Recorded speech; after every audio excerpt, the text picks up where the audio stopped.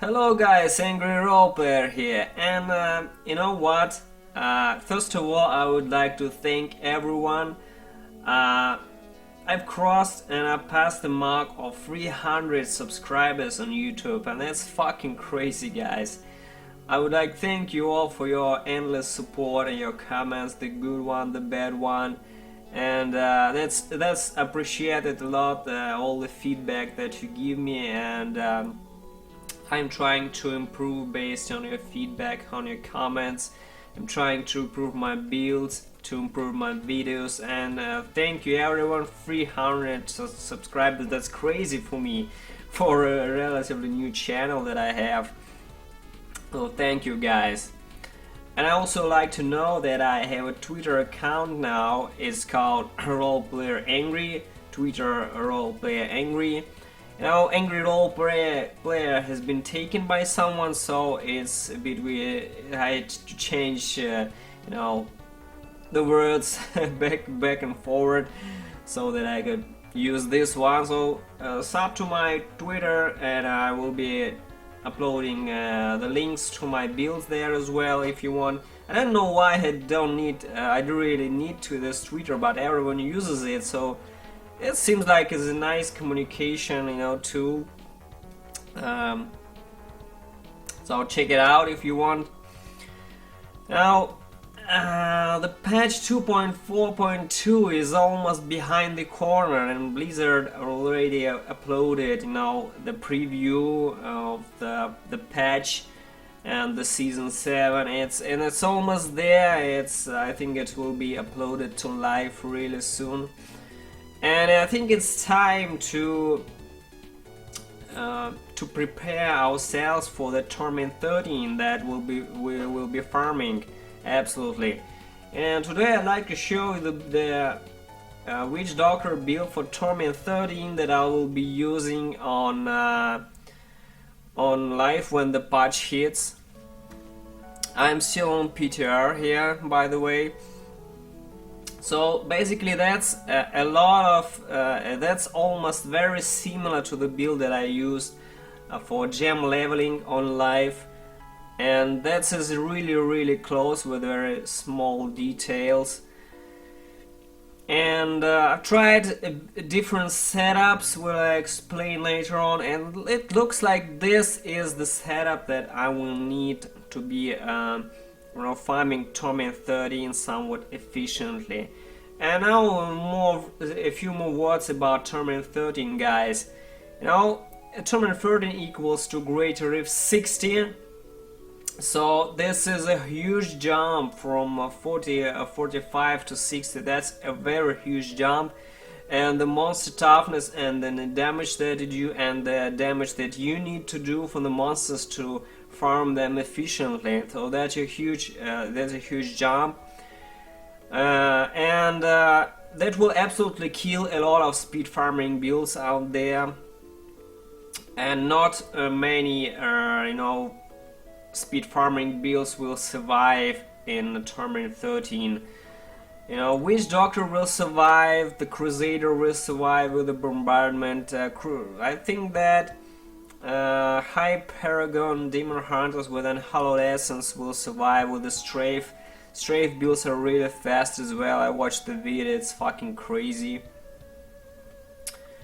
The Wizard's Flash Fire will survive, I guess, maybe, with the combined with the Child Russia. The Monk Raymond set, I think, will survive with the Wall of Light. This will work. The Julianus might be dead, but Wall of Light with Sanbrukos will survive, I guess. As for the Witch Doctor, on live currently in 2.4.1, I've been farming 60 pretty efficiently with the Helltooth, and it will be exactly the same in Torment 13, which is equal to Torment 60. It's the same Helltooth, almost the same. And what I wanted also to say, guys, is that Torment 60 and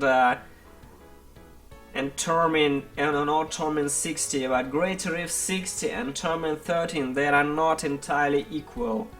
For example, in the Great Rifts, you're only picking progression globes, you know, the purple globes from the elites.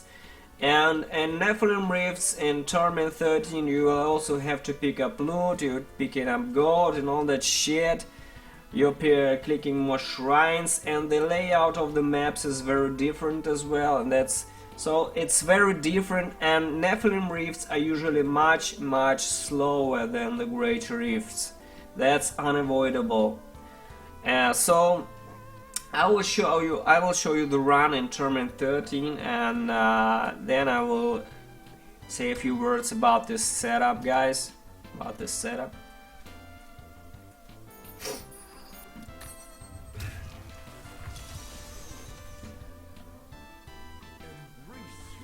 Oh, that's one shittier.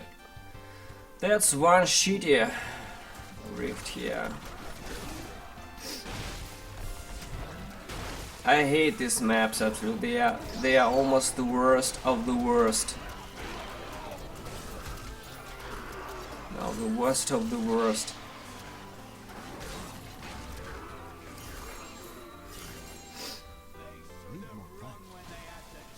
I'm absolutely not gonna pick up anything here. Not gonna pick up anything here, guys.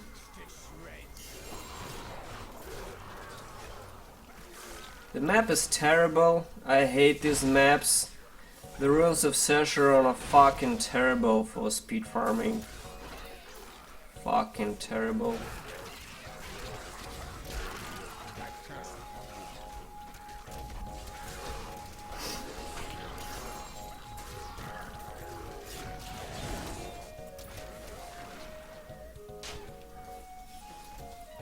Let's hope we'll see another map here. Oh, that's nice.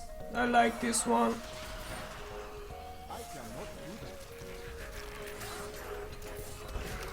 This one will be much faster, absolutely. Much faster, guys.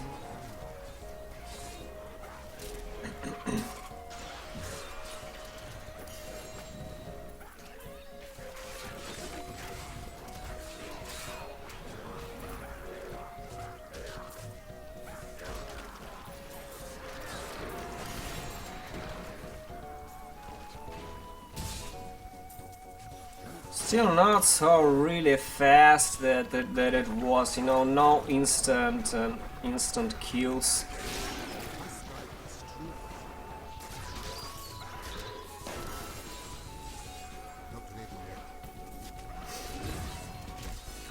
Shooting as well.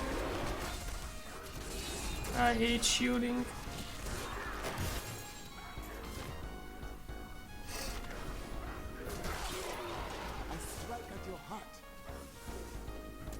Oh, the density is bad, by the way. Bad density here.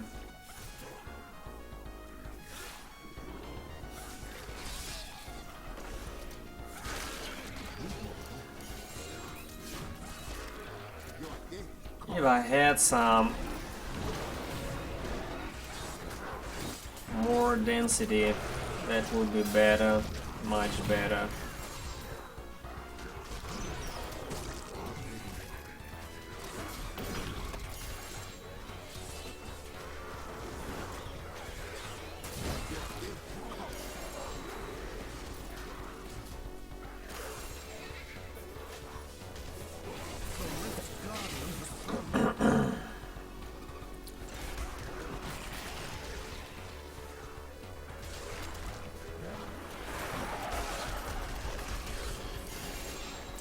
So that was relatively fast, but not as, you know, instantly fast like it was in 45. Now what's the deal, guys? How it works?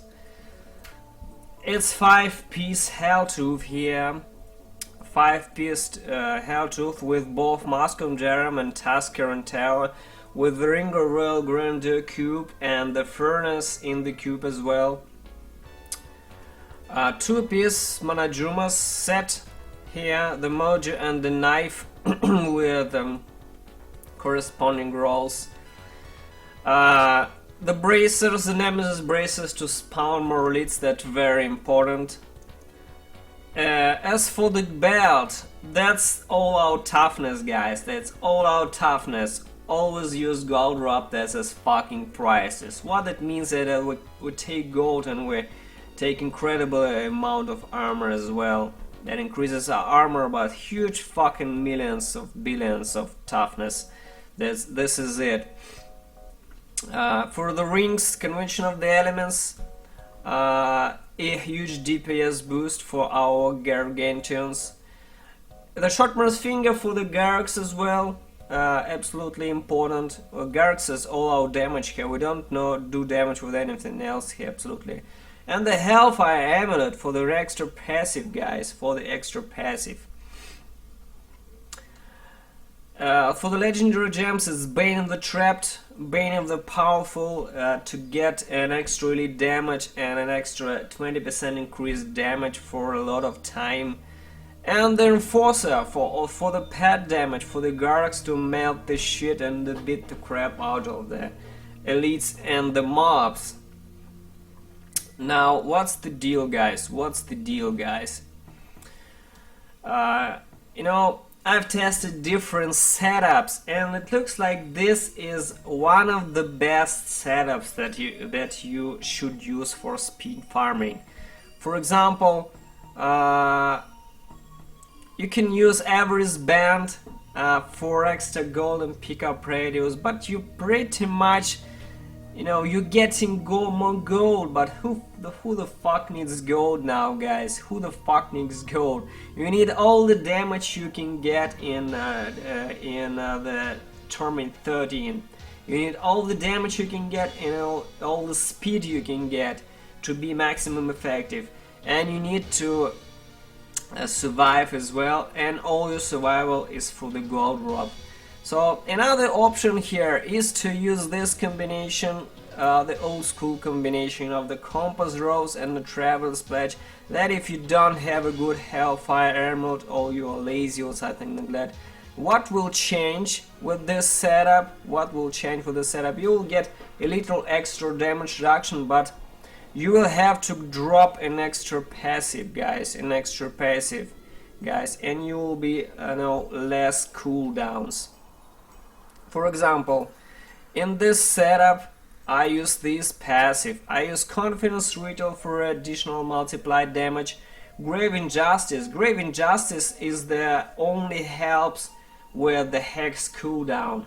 That when enemies dies nearby, your Hex resets and you instantly, for example, you tagged the mobs with a Wall of Death, and then you switch to Hex and running around. When you see an elite, you come out of Hex, tag the elite, and then some mobs die and your Hex cooldowns and you run away faster. So with Grave Injustice, it allows you to reset your Hex faster, and so that's a movement boost. It's reset your Hex faster and you move faster. This is better mobility overall. Another passive is Midnight Fist. 50% increased Gargs damage. Nothing spectacular here. Pierce Veil, 20% increased damage here. Another DPS boost that we need. And the fifth passive, a Gruesome Fist, very important for this build. This is the passive that I like the most of all passive that Witch Doctor has. It boosts your intelligence by up to 50% when you get 5 globes. That's fucking crazy, guys. That's a huge DPS boost, and even if you have low damage, low shit damage here, you will still this will boost your intelligence and you fucking steamroll everything. Absolutely steamroll everything.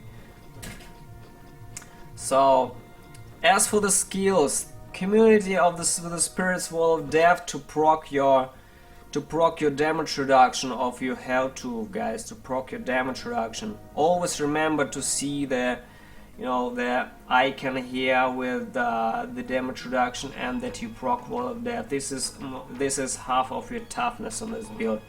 Gargantuan Human Goat, all out damage deal, nothing crazy here. Spirit Walk Severance for extra speed that you may need.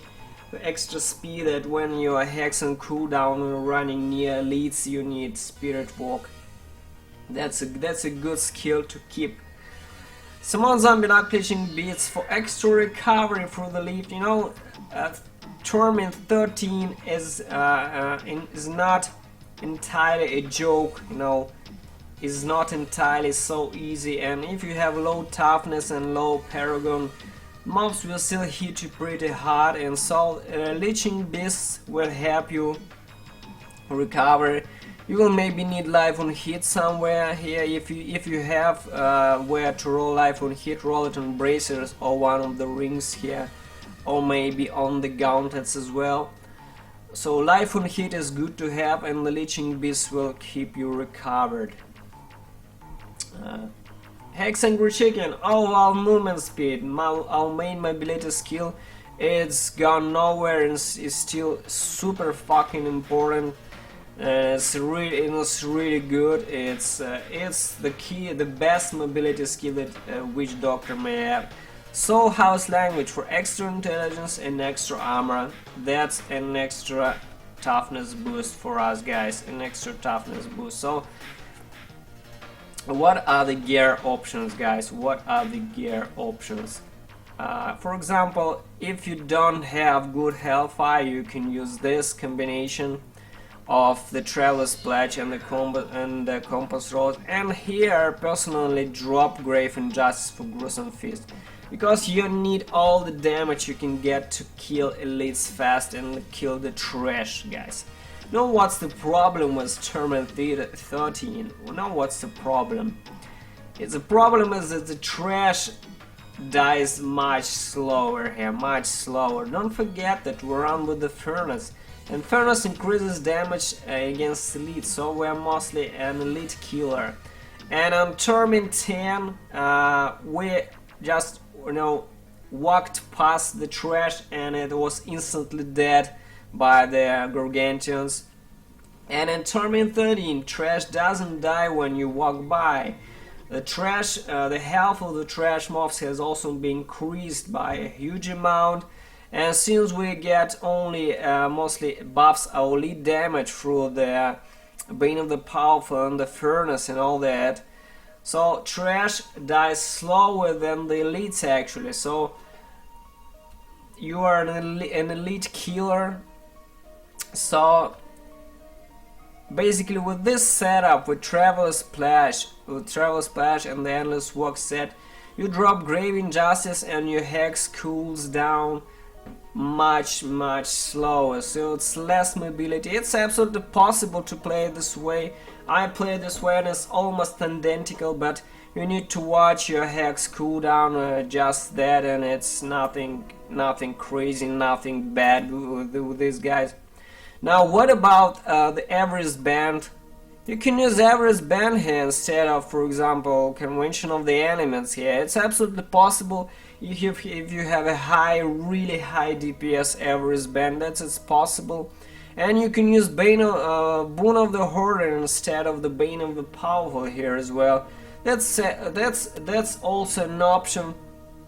But you know, I played with this setup with the Boon here and the Boon of the Hoarder instead of the Bane of the Powerful. And it's just gold and just a huge toughness and fucking billions through the gold rope. It's not really necessary.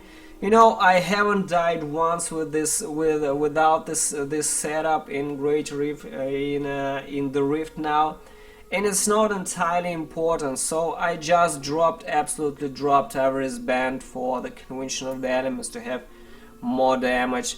And Boon of the Horde is not that important either way. Increased movement speed is shit, because you're running with absolutely fucking stupid movement speed with the Manajumas, guys.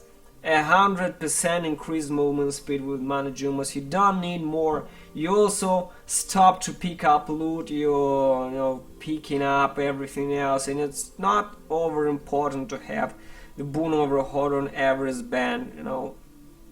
It's a waste in my opinion. So this setup, I found this is absolutely ideal for speed farming now. Absolutely ideal.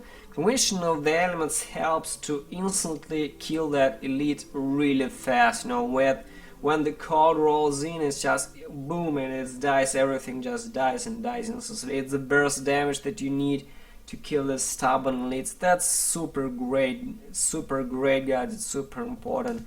So Pistol Veil, Midnight Fist, Grave Injustice here, guys, and Gruesome Fist here.